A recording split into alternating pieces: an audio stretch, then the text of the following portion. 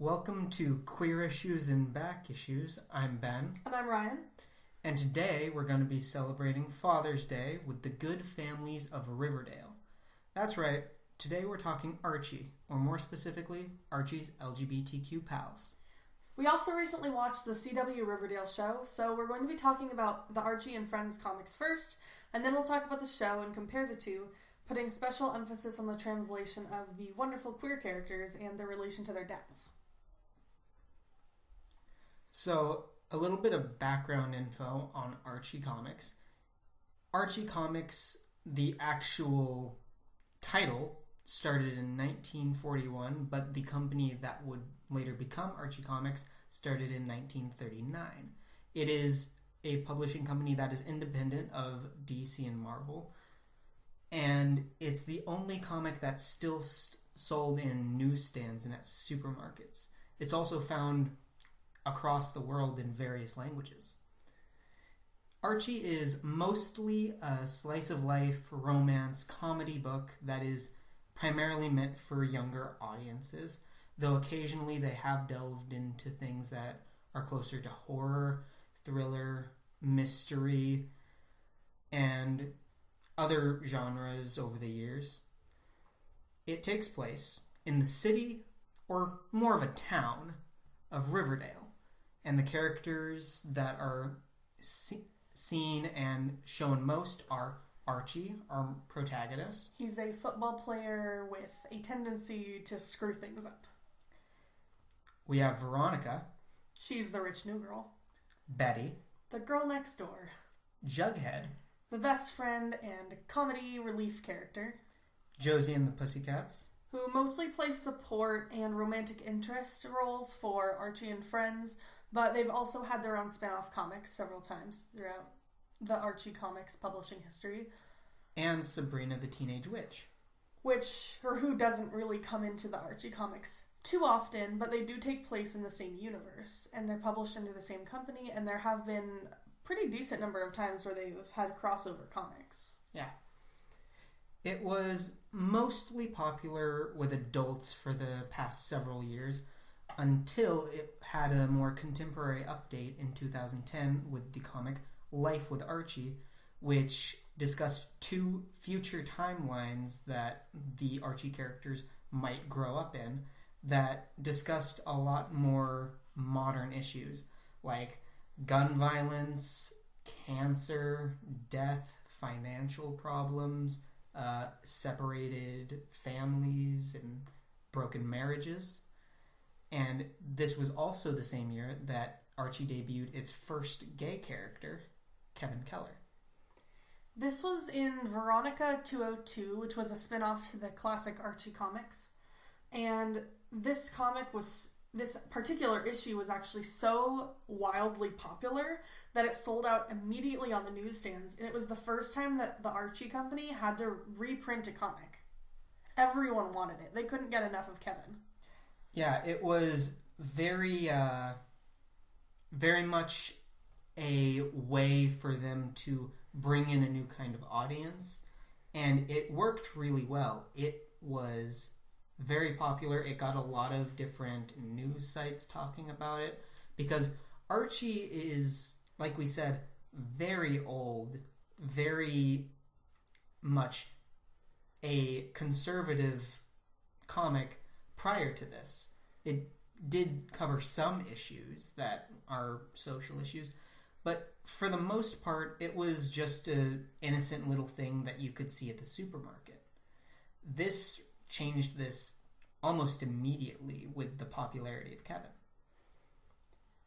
The comic itself established that Kevin is best friends with Veronica as soon as he comes into town. But you also find out that he's friends with Jughead. Which is an interesting pair, because Jughead and Veronica, in the comics at least, do not like each other at all. They're considered friends because they're within the same friend group, but Jughead is very constantly insulting Veronica, and Veronica is getting mad at him a lot.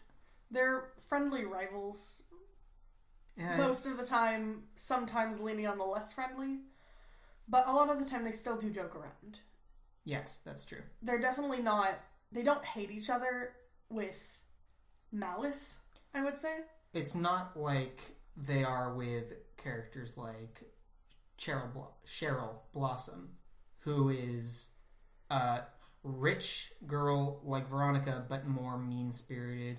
Think Mean Girls type of character, who is from a town over, basically, who comes and torments our main characters.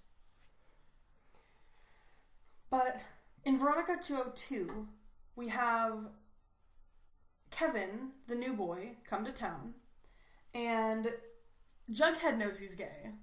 Betty knows he's gay. Pretty much everyone, as far as we know, knows he's gay, except for Veronica, who is head over heels for him. Kevin is very cute. He's very nice, kind. Really the only quote-unquote unattractive thing about him is that he eats as much as Jughead, which is a lot. And that's actually how Jughead and him became friends. They were at Pop's chocolate shop, and they were having an eating contest. But in essence, Kevin was basically Archie, but without screwing everything up. And without the immature kind of, the immature personality of a kid. He was a little bit more mature. He had his life together a little more. He also seemed to have a very strict moral code, which is interesting to be in these types of comics. It makes a lot less room for silly mistakes for characters to go through, simple misunderstandings. Which you would think would make him a boring character, but it really doesn't. And a lot of times I think it actually puts him in situations that are more interesting. More adult. More adult, but also just different, which makes it good. Sometimes you just need a diversity of characters, and with Archie, you've already got a lot of kind of comical characters, and it's nice to kind of have a raw human aspect to it. It is interesting because he's not serious. He's not brooding like some other characters we're going to have to talk about on this podcast. But he's not, like you said, he's not a humorous character at all. He's, weirdly enough, the straight man to other characters like comedic... Yeah, he's clever. Fools. He's clever. He's personable, but he's not a jokester. He can play off of other people's humor, but he rarely starts. He has a little bit of a sassy streak to him, but nothing... He's not a slapstick character by any means, like a lot of the other characters are. Jughead tends to be a little bit more of a slapstick vaudeville almost with Veronica, but Kevin doesn't really have any of that. Now, the plot of the comic of Veronica 202 has Jughead and Kevin become friends, and Veronica flirting with Kevin and trying to get a date. And Kevin is considering coming out to Veronica. He doesn't have a problem with coming out. He's out to everybody else. He's about ready to tell her that, hey, he doesn't want to date with her because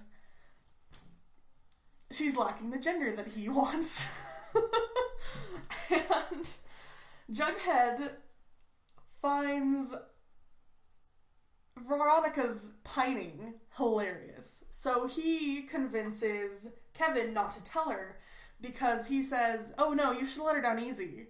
And Kevin's like, oh, okay. He's new. Why would he know any better? He doesn't know. He sees Jughead and sees a little cool kid who likes eating as much as he does, wearing a whoopee cap. Like, why would he assume, But he goes along with it, and Veronica continues to pine for him until finally, I think, is it Betty?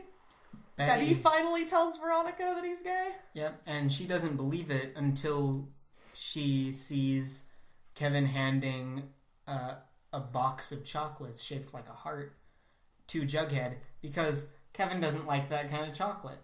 He likes every other kind of chocolate, but not that particular kind of chocolate. And Veronica's heartbroken for a second, but then they decide to stay friends. And Veronica's a little bit extra salty about this because the chocolate was also what she gave to Kevin to try and ask him out. And she's like, oh my god, he's going after Jughead. Why? And it was funny. It was nice. Yeah. It wasn't, and the thing was, nobody was like disgusted or upset that he was gay. Veronica was just a little upset that he didn't want to date her, but she wasn't mad that he was gay. She was just, I guess, a little bit put out, as anyone would be if you got rejected. Yeah. Not angry, not vengeful, and she stays friends with him. Best friends. You know, nobody really thought his gayness was a big deal. Not really at all. We only see a few characters interact with Kevin. We see Betty, Archie briefly, Jughead, Valerie, of Josie and the Pussycats. Yes, and Veronica, and that's about it. But at the end, Kevin asserts that Riverdale is a great place and that he's glad that he got to the right city. Yeah. So it was definitely overwhelmingly positive, which is so wild to me. Sadly, because in so many comics, the first issue that a character comes out is usually they get outed, which is bad, or it's tragic, or it's a gay bashing story and that's how you find out. So this was so refreshing.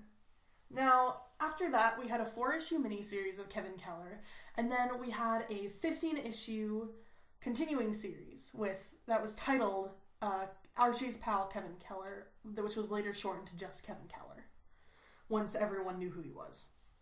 And we haven't read the miniseries, we couldn't find it, but we did read the entire run of the continuing series, which was written by Dan Parent, the same guy who actually created Kevin Keller's character. He's also the person that, if you see like typical Archie comics, that's Dan Parent, or at least his style. He's a very classic Archie artist, and his style very much looks like the classic Archie comics that you'll see. Yeah, and the Archie comics have kind of a look that's a little bit like Golden Age comics, with a little bit more, almost a Disney-ish level of cartoonism to them. Yeah. Their features are a little bit exaggerated, but they're a little bit like Disney meets Bruce Timm. Yeah, I'll agree to that.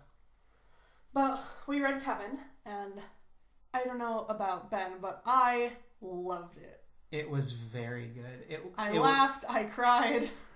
It was not at all what I expected it to be, especially considering that the Veronica 202 issue was written by the same person. It had a very different feel in a lot of ways, maybe because it was focusing on Kevin, but it was very, very adult in a lot of ways, while still maintaining a level of innocence that LGBTQ comics are lacking a lot of the time. And so the overall plot of the arc is Kevin Keller is still fairly new to Riverdale and Riverdale High, and he runs for class president and he wins class president, but then he has to deal with being class president, being a good friend, being a good son, and he has to deal with homophobia and discrimination, as well as your typical high school drama, bullying, cheating, gossiping, which provided a interesting nuance to, it definitely was not anything like a normal queer superhero comic, or even it has a different feel than a lot of slice of life comics though, or high school drama comics. It was, I'm not even sure how to describe it. It felt more real in a lot of ways. It was one of the more unique slice of life comics that I've ever read, and I'm not huge into them, but I have read them, and it was very unique. It had such a similar yet different feel at the same time. The thing that I think was very interesting about it was it was so overwhelmingly positive. You obviously need conflict when you are telling modern Western storytelling. It's required. You need a conflict to have rising action, climax, conclusion. But all the characters who are recurring are so nice and so kind to each other almost all the time. Even there's an issue where they're at the beach. I think it was the third issue. Second or third, yeah. Second or third issue of Kevin, where they're at the beach and the rich snobby kids of Pembroke come to Riverdale's beach and try to take it over because theirs is closed for the summer for reasons that don't make any sense. And of course everybody's not cool about that because they don't want these jerks all over their beach and, you know, being rude. So they have a surfing competition to decide who gets the beach, and you see the Pembroke characters trying to sabotage Kevin's board because Kevin is the best surfer of the Riverdale kids.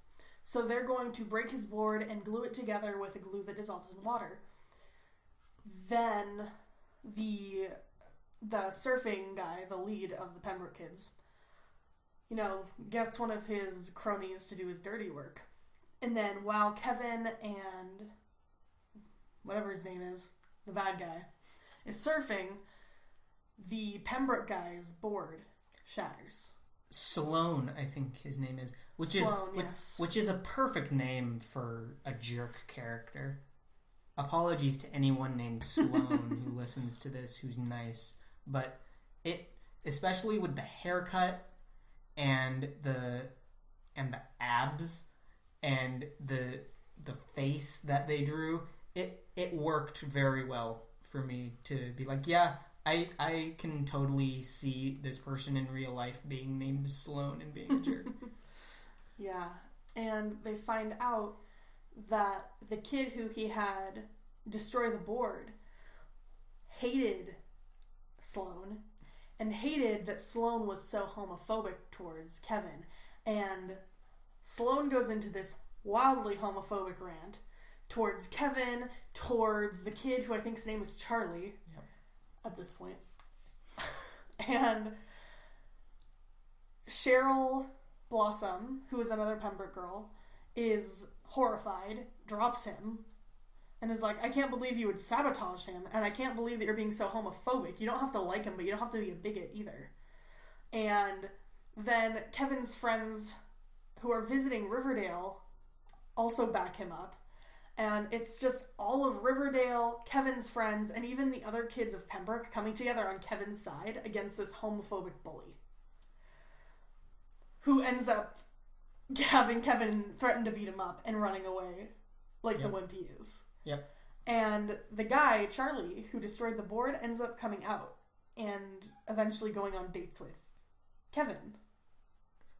Actually, I think that's a different character, which... if I'm gonna have a criticism of this series, it would be that character. It would be character designs, because the Archie main cast are all distinct. They all look on model, but one-off characters that are only in a couple issues. You have like 3 or 4 designs that you see, and they get reused. They're one character design of Charlie had the name Charlie, had the name Devin had another name that we can't remember. Yeah, he had at least 3 or 4 names, and all of them he was interacting romantically with Kevin, but they were all totally different characters, but they had the same design, I guess, and it was really confusing. Yeah. Which kind of took us out of the story a little bit while we were reading it. But it wasn't big enough that I would say it wasn't a good comic by any means. No, it was still a really fun read. It would just have been cool if they'd like changed the hair color or like the length of their nose or something. Yeah. But other than that, let's go to the family issues. Yeah. Since it's Father's Day, so let's talk a little bit about Kevin's dad in the comics. Kevin's dad in the comics was one of my favorite characters in the comics at all. He is a corporal? Colonel. He's a colonel in the army. He is retired. He is disabled. Uses a cane. And he supports Kevin to no end. Yeah. And so does his mom, and so do Kevin's little sisters. Yeah. They love Kevin so much. They give him dating tips. They are not at all negative about Kevin being gay. They support him not only in his sexuality, but in pretty much everything he does. They're constantly talking about how proud they are of him, and they're trying so hard to get involved in his life. Yeah. I have a lot of feelings about the Keller family. The Keller family was, one of the best families for an LGBTQ character in really any media I'm trying to think of another LGBTQ character in common media that has family as supportive of the Kellers, and I'm blanking. I'm sure there's a couple, but we either don't know them or the families aren't as memorable, so they're not coming to mind. There's one character in Glee that I can think of that still has a little bit of a few problematic aspects in it, but God, nowhere near the level that Kevin's family is. So supportive, and they're not just, like I said, they're not just supportive of his sexuality, they're supportive of him doing the prom. They're supportive of him going on dates with boys. They're supportive of his grades. They're supportive of him doing whatever he wants to do. They're supportive of his want to join the military. And that's particularly poignant because Kevin wants to join the military. And this comic was released at the same time that Don't Ask, Don't Tell was created. Was in the process of getting repealed, I believe. I don't think so. I'm not positive. But yeah, since we're going to be talking about the dad was a very new character for me to see. You get a lot of the masculine, you need to like girls, or I don't understand this lifestyle, or I'm okay, but I mean, I kind of wish you would have a girlfriend because I want grandkids. Or I love you, love the sinner, hate the sin. Or even on the more positive end of things, I support you, but not really actively. I'm not really affirming you. And when the parents are shown, it's usually in the context of homosexuality or queerness or transness. They're not usually shown just being family. And there's so many occasions in this comic where they're shown being supportive of him, He gets on TV because he has a kiss with his boyfriend that some old woman yells at him because he's corrupting her daughter. They end up on Ellen, and the dad is still wildly supportive of him. Yeah. He will say it on television. He will say it in front of reporters for various news stations. And this is a military dad. He goes to awards for his service as a veteran and talks about his gay son, Kevin, how much he loves him with all of his heart and how proud of him he is and how successful he is and that he's a hero. Yeah, I cried. He is the best dad. Yeah. I want Mr. Keller to adopt me. The Keller family is really, really fantastic. I would say, other than Kevin himself, they were my favorite part of the comic. By far. I mean, Veronica's great. The other characters like Jughead, like Devin, Charlie, whatever his name is. The one that he actually dated for a while. You figure it out. But that character was great.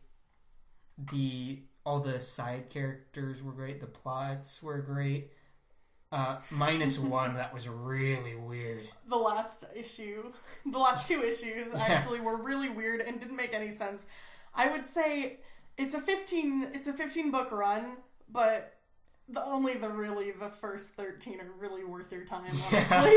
I don't know what happened in the last two, but if I had the choice, I wouldn't have read them. Yeah. If I'd known. Especially because it got canceled and left on a pseudo cliffhanger. It was a cliffhanger, but I kind of just wanted to fall off the cliff at that point.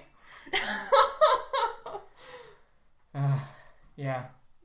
It didn't have any plot relevance. He became a superhero for some reason. Nobody really understood why. There was no real intro to it. I guess Kevin just got really buff and Veronica paid for him to become a superhero. I don't get it. I don't know why they wrote it. You know, maybe write in the comments if you get it. No. Were there any other points about the comic that you think are worth noting?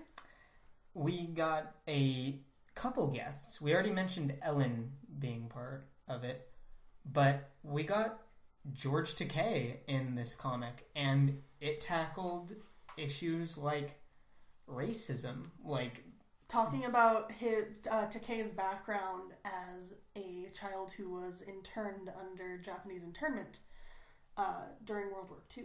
Yeah, and it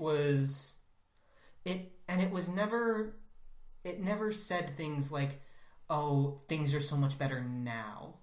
Or it never talked about how, like, oh, that's over. Yeah, it said things are so much better now because back then, George and Brad Takei weren't able to date because interracial relationships were banned, but so were same-sex marriages. But they did say, and they said that, but George Takei's character in the comic... George Takei's likeness. Yes. Said, yes, trailblazers like me changed it, but things can still improve, and people like Kevin are making that happen. People like me and people like Kevin need to be visible for, like, LGBTQ people so that they'll come out and that the world can be better for them. So, they said things are better, which they are, but they didn't say, oh, you kids need to stop talking about your issues because, back then we were getting, like, murdered on the street. Now you guys are just upset because you're still getting murdered on the street, just less. Which, if you're queer, you probably get a lot from older queers in your life. Is that all I have to say about Kevin Keller? The series? It won a GLAAD award. Yes, yeah. For just the whole series won one. It was awarded, I think, around issue 12. I think it was like issue 9. Was there were at least 5 issues when they started. Around then was when they started running it on the headline of the comic. Right above the name of the comic, they started running nominated for won a GLAAD Media Award for Most Outstanding Comic. So, it's not just well-liked, but it is critically renowned and it has won awards. I believe it also won a Harvey Award, which is another LGBTQ award. And they're beginning the Prism Comics awards this year at the San Francisco Queer Comics Expo. And I'm not sure who the nominees are, but I wouldn't be surprised to see something from Riverdale on there. Yeah. Considering what's happened recently. Yeah. Shall we move on to our second queer character in Riverdale? Well, just one more thing about Kevin, and that is one of the issues had a total call out for 1 Million Moms. They had a group called 12 Million Moms. If you don't know who 1 Million Moms are, they're the ones who boycotted Target when Target put in gender-neutral restrooms and said that any person of any transgender status or can use the bathroom that they identify as, whether it is the male bathroom, the female bathroom, or the gender-neutral family bathroom. They don't care. And 1 Million Moms protested the hell out of it and boycotted it. And they say that they hurt Target's sales. Target denies that. Either way, they're Target. Who cares? You know?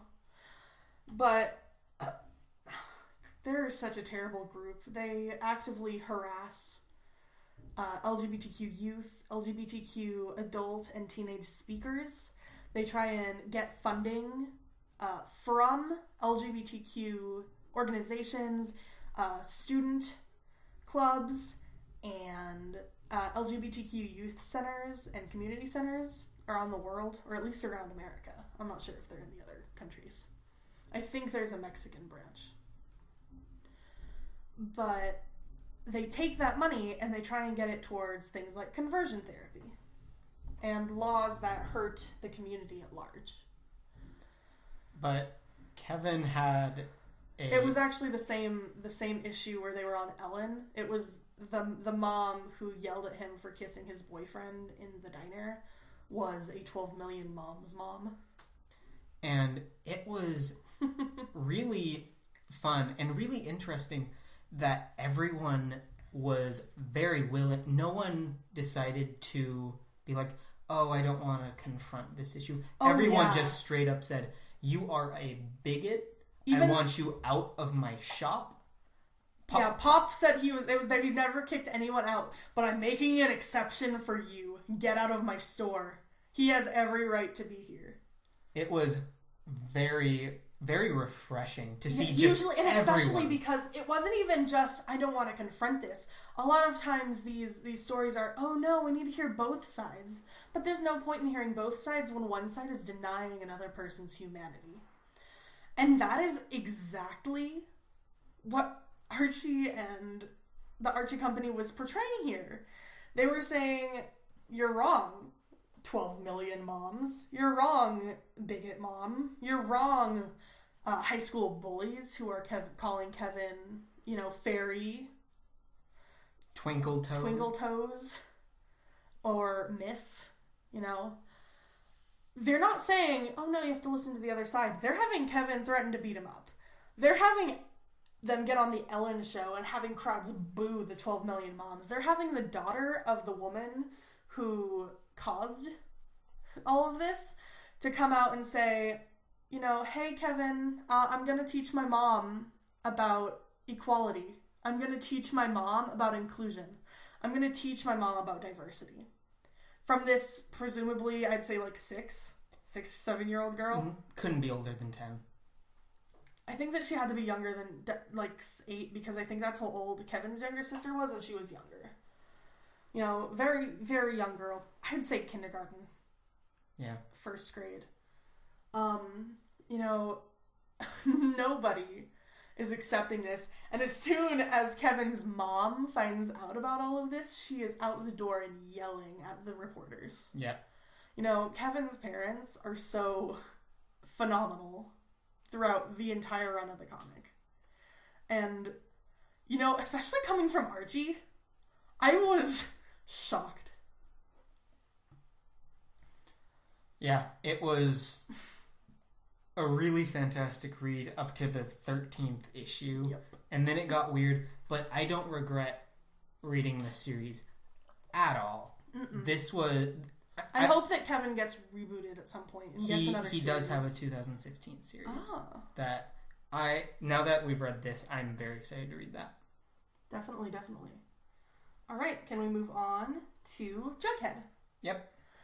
So, the Jughead 2015, I believe, series, written by Chip Zdarsky and drawn by Erica Henderson, who is a favorite of mine because she also draws for The Unbeatable Squirrel Girl, which is a comic that I am a huge fan of, had Jughead come out as asexual. Asexuality, if you don't know, is a lack of sexual attraction. Aromantic is a lack of romantic attraction towards any individual. Regardless of gender. And Jughead is confirmed as being asexual while talking to Kevin. Kevin just makes a light comment. They're just talking, and he's just like, oh, well, you don't get it. You're asexual. And Jughead just goes, well, yeah, but I'm also, like, intellectual or something like that. He says it, I believe he said, yeah, that means it doesn't distract me, or something along those lines. It was very lighthearted. Definitely. And he says, something like, he said, I only love burgers or something like that, My only love is this burger. Yeah. And, it was very short. It hasn't really been covered a lot. In fact, in Riverdale, they are not going down that route. Or at least in season 1, they aren't. It might get revealed at some point. If you've seen Riverdale, you know that that's probably not going to happen. Yeah. I mean, given the events that happened in the end of Riverdale. By the way, if you're listening to this, we're going to start talking about Riverdale soon, so if you haven't watched it and you're worried about spoilers, maybe turn this part off until you've seen it. By the way, you can watch it all in one night. We did. So, just, turn this off, pause it, watch all of Riverdale, and then come back. If you want to stay up till 5 a.m. with, like, on the edge of your seat, trying to figure out a mystery, like we did, like a week ago, then go ahead. If you're okay with spoilers, then that's fine too. We won't reveal the mystery. We promise. We won't talk about what actually ends up happening. We're just going to talk about the relationships and the sexualities of the characters and their relationships to their dads. But we won't actually discuss the mystery. Unfortunately, in the Jughead comic, or at least the issues that we read, we didn't see any of Jughead's family. He seemed pretty isolated as a character. We do see Jughead's dad, however, in Riverdale the show. So I think now would be a good time to switch over. So right now is the time to pause if you don't want spoilers. Because we're going to give away spoilers relating to the characters. Like I said, we won't tell you who done it, but we are going to reveal some things that some people are a little more sensitive about. Like certain affiliations of the characters and what moral side they're on. Which, if you're really against spoilers, you're not going to like. But if you're just in it for the whodunit, then yeah, keep listening. We won't tell you. We'll let you figure it out yourself. Yep. So, I guess we'll do it in order that we did. So, Kevin is very gay, first episode, and it establishes that Kevin is friends with Veronica because she comes to the new school. Kevin is not a new student. Veronica is the new student. Kevin's been there for a while. She comes in and goes, oh, my gay best friend. And he agrees, which goes very much along with the spirit of the comic. Yeah. He starts off as Betty's gay best friend, and it seems to have more of a kinship with Veronica as the series goes on. Mm-hmm.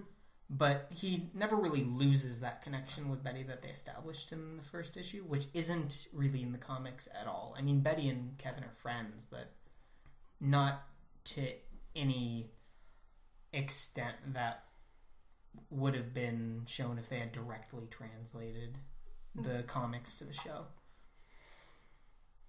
Now, in this, Kevin's dad is actually not a military guy.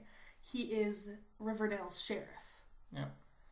Which puts an interesting, I guess, pressure onto Kevin and his relationship to the kids around him and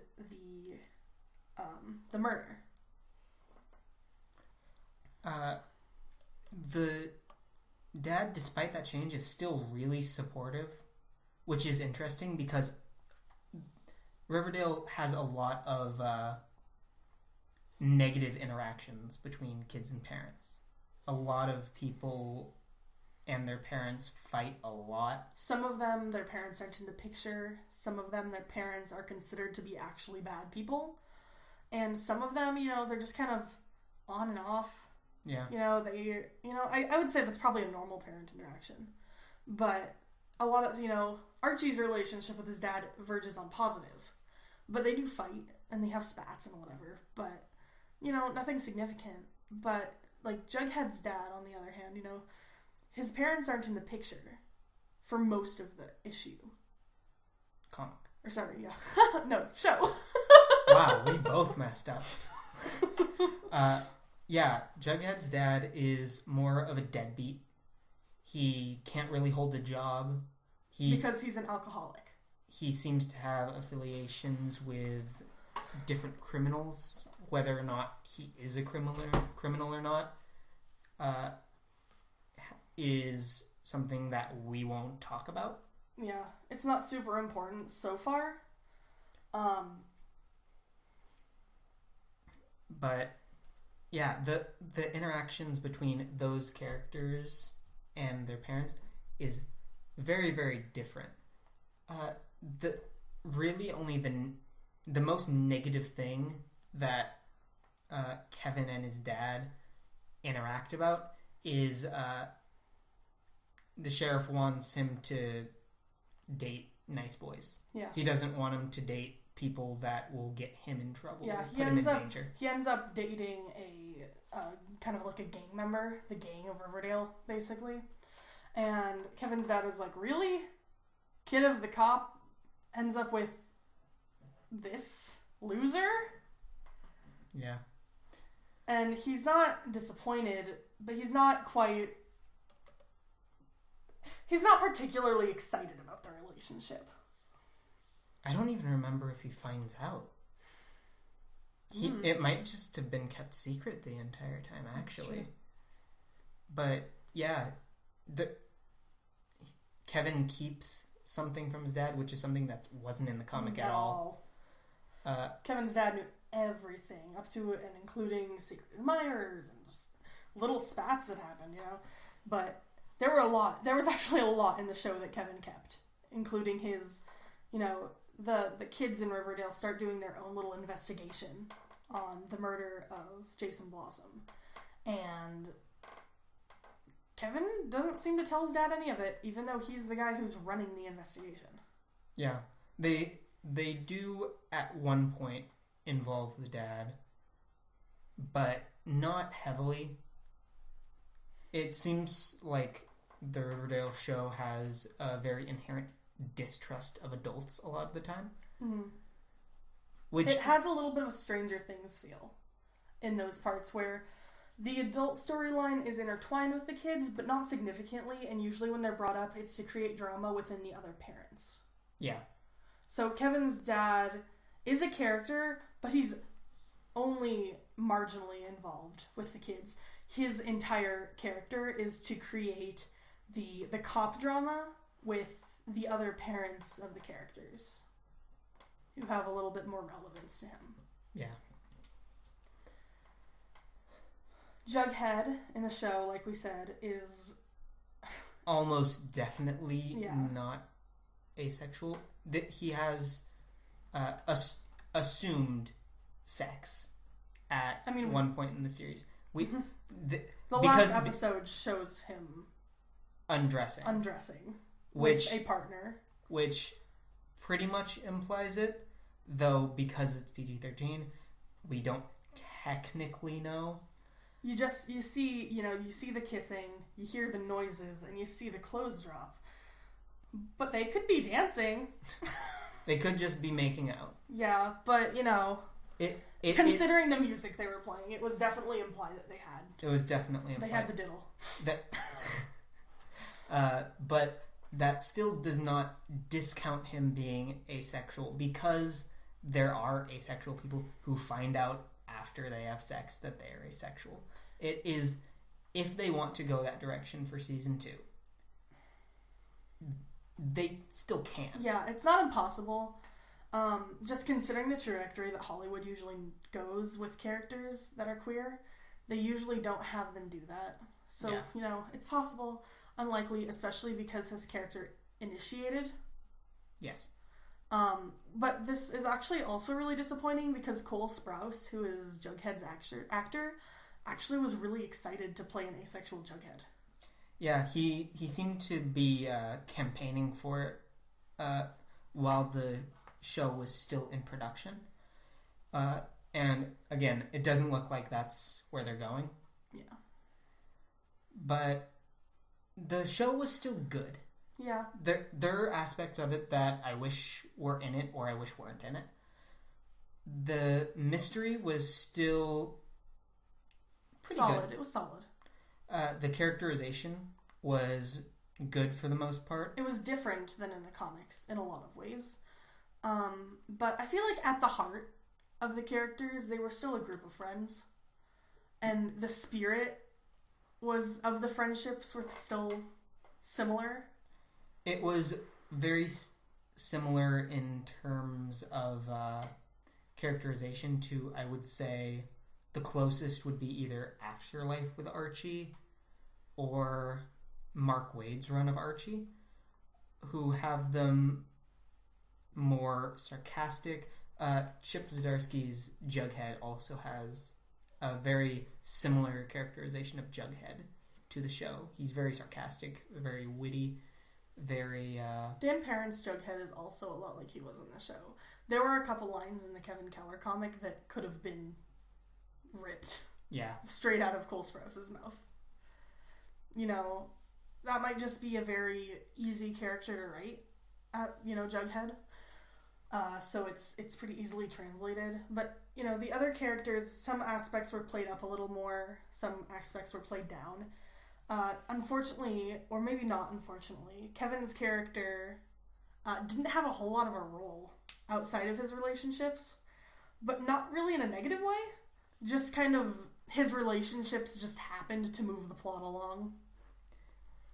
It wasn't bad. It was kind of nice to see a character just be gay. A lot of people like to say, oh, but gay people don't talk about being gay all the time. But here we are having an hour-long podcast every 2 weeks right now. Yeah. About being queer. It's okay to talk about being gay. It's okay to be proud. It's okay to not pretend that you're not gay. It's okay to make gay jokes all the time. We do. We're giving you permission. It's even okay to adhere to a stereotype. The gay best friend stereotype is talked about a couple different times in the Riverdale show, and Kevin never is like, oh, I'm not like that. Yeah. He's like, yeah, I'm gay. I'm best friends with a straight person. What's the deal? It's okay to be stereotypical if that's what you like. You don't have to conform to it, but you shouldn't feel pressured to be a gay stereotype, but you also shouldn't be pressured to not be it if that's just how you're comfortable. And I feel like even in, comic or show, I feel like the Archie Company, I guess, did a pretty good job of displaying that with Kevin. I just wish that they'd display that a little more and use Jughead's asexuality a bit more in the stories. It might be easier to have a character who is gay be portrayed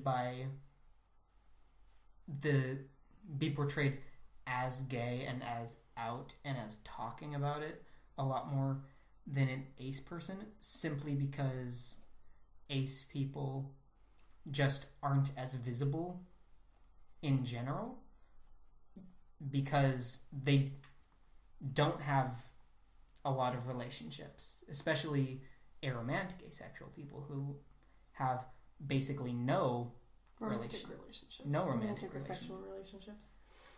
Which it is implied that Jughead is in the comics. Yeah, and they didn't use Kevin a whole lot in the show. He wasn't in every episode. He wasn't a main character. He was not a main cast member. The good thing is that they did pick up Kevin as a regular. So he's going to be a main character in season 2. Unless something changes from right now.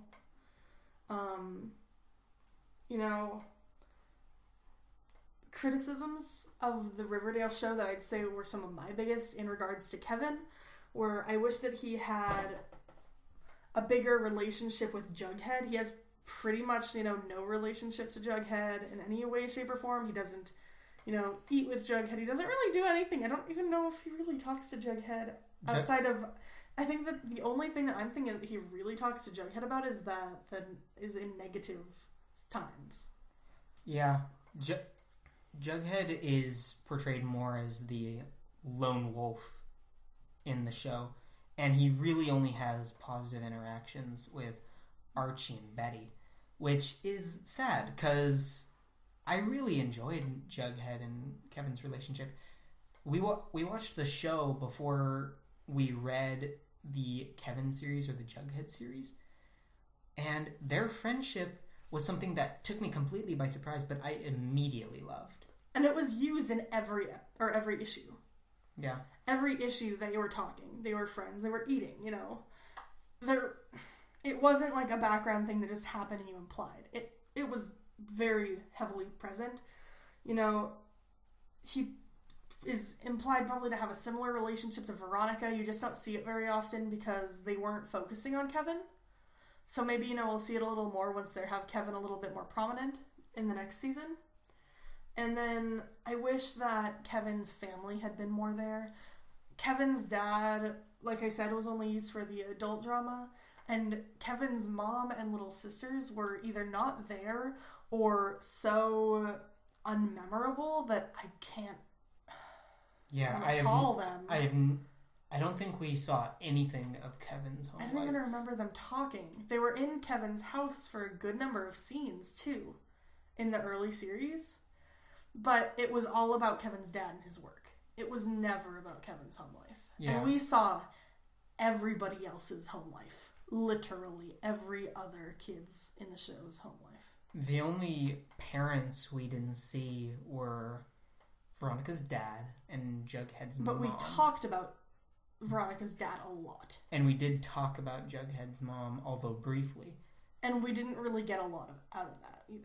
But Kevin's parents are dad and work.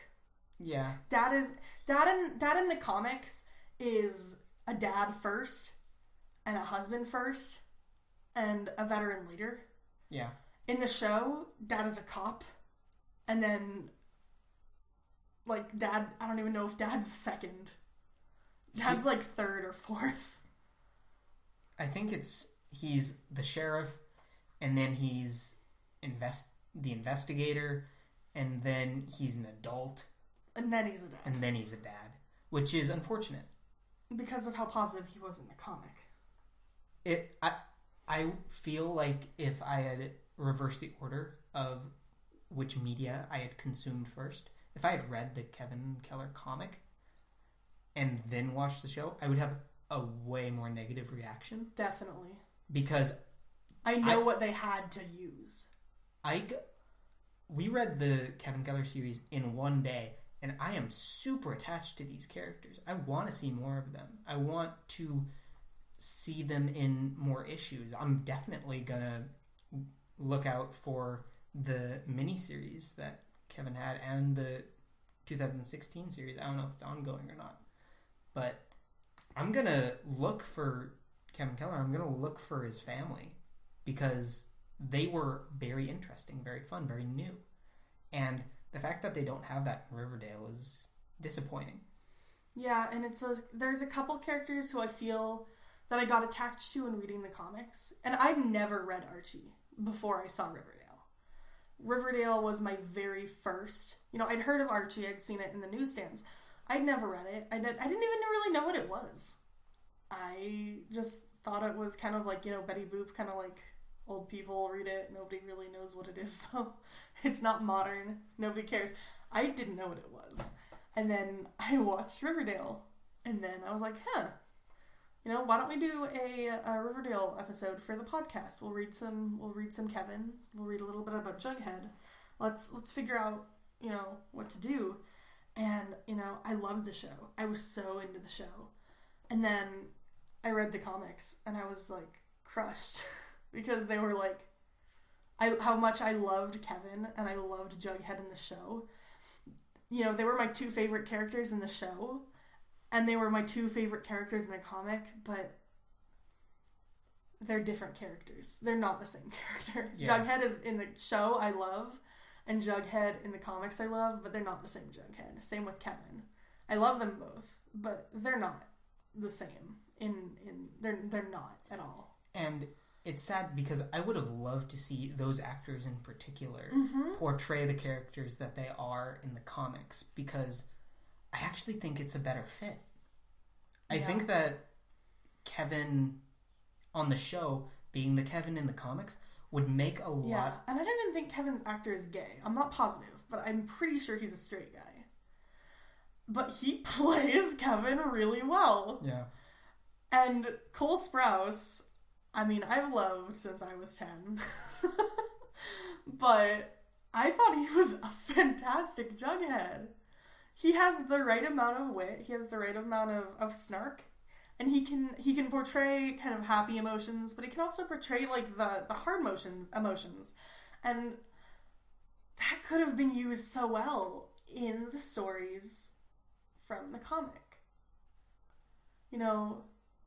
I feel like they're almost missing out. And the other thing is, Kevin was so popular. The comic, they had to reprint.